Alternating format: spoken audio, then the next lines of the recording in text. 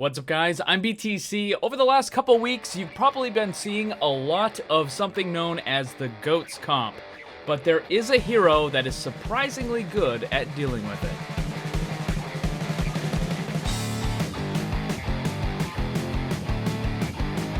Even if you're unsure of exactly what it is, I'm sure most of you have seen or heard of the GOATS comp in the last month or so. The short version is that it's an extremely aggressive triple tank, triple support. The primary version of this consists of a Reinhardt, a Zarya, a D.Va, backed up by a Moira, Lucio, and a Brigitte. The basic idea is similar to that of a Death Ball. This team will simply rush into the enemy and overwhelm them.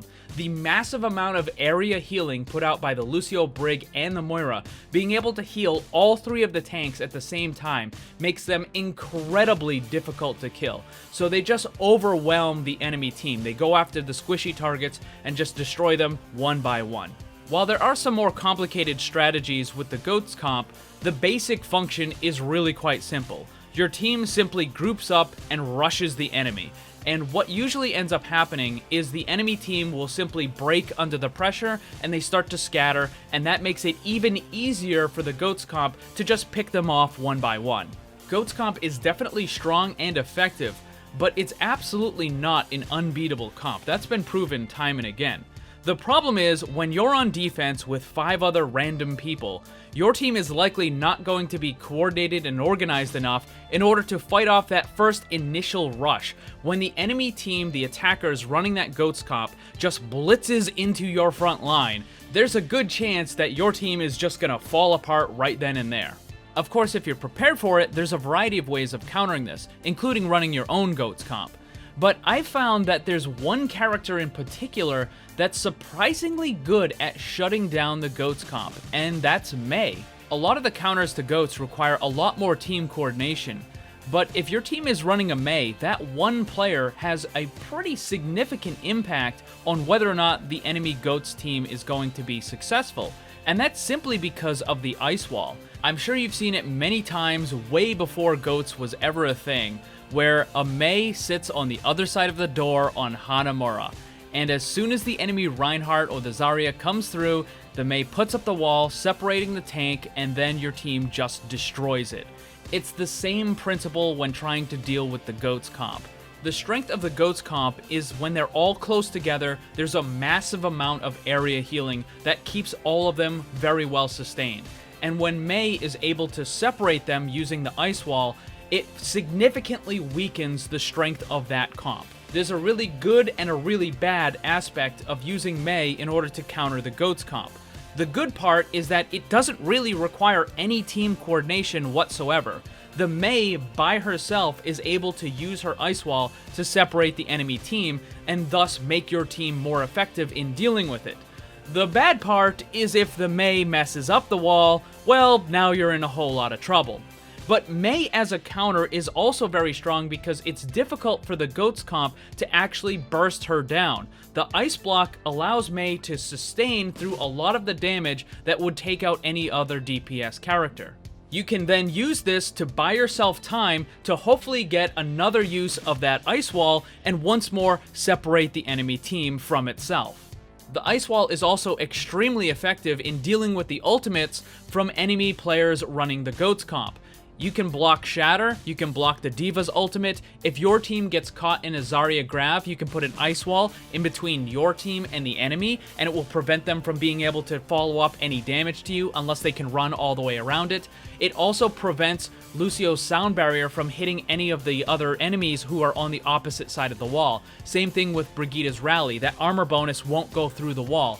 And even though Moira's Coalescence ultimate goes through barriers, again, it doesn't go through the wall. So it is incredibly effective at blocking and cutting off all of those bonuses.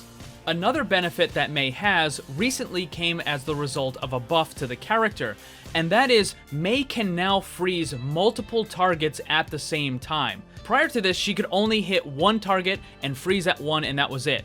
But now, just like how Moira can heal all of her teammates in an area, Mei can freeze all of the enemies in an area. And because GOATS comp likes to run really clustered, the chances are you're going to be able to freeze multiple targets at the same time. Mei's ultimate freezing field can be effective, but it's not nearly as effective as you might think. Because the GOATS comp is running Lucio, as soon as that freezing field comes out, if the Lucio's alive, he's changing it to speed boost, and he's getting all of his team out there as fast as possible. Now, some of them might still get caught in the freezing field, or maybe Lucio isn't in a position, or maybe he's already taken out. But even if the entire enemy team is able to back up and out of the freezing field, your team still gets the advantage for two reasons. First, it completely kills the momentum that the GOATS comp might have had.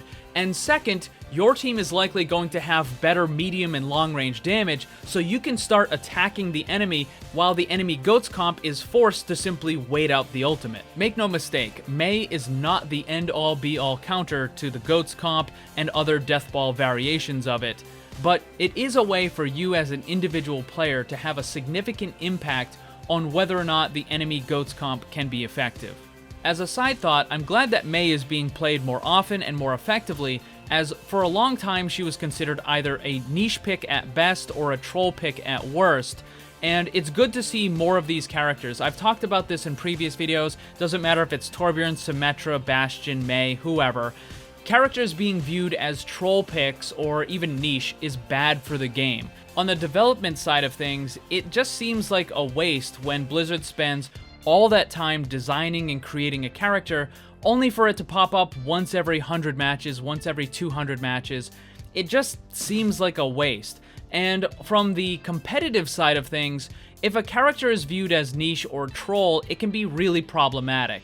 Even if the player is not trying to troll, even if they're not throwing, if they're genuinely trying their best, there's a good chance that the teammates will view it instantly as, oh, well, this guy's trolling, this guy's throwing, so I may as well not try. I can just troll or goof around.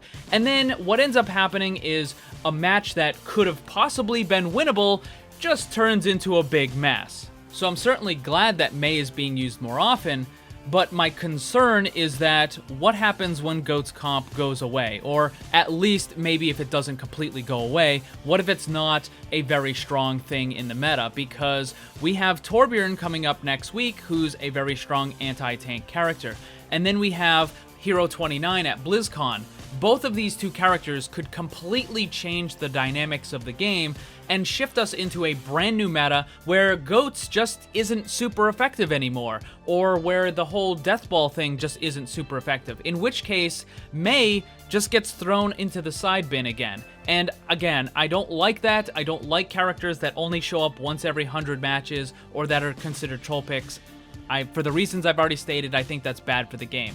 But for now at least, if you find that your teams tend to have trouble dealing with enemy GOATS comps, give Mei a try and you might find some different results. Thanks for watching, and if you'd like to see more, subscribe and hit that bell so you don't miss anything. Also, come hang out in my Discord server and my Twitch live stream. Special thanks to my Patreon supporters. If you'd like to see what kind of cool VIP rewards you can get, check the links down below. And remember, always blame the controller, because it's never your fault.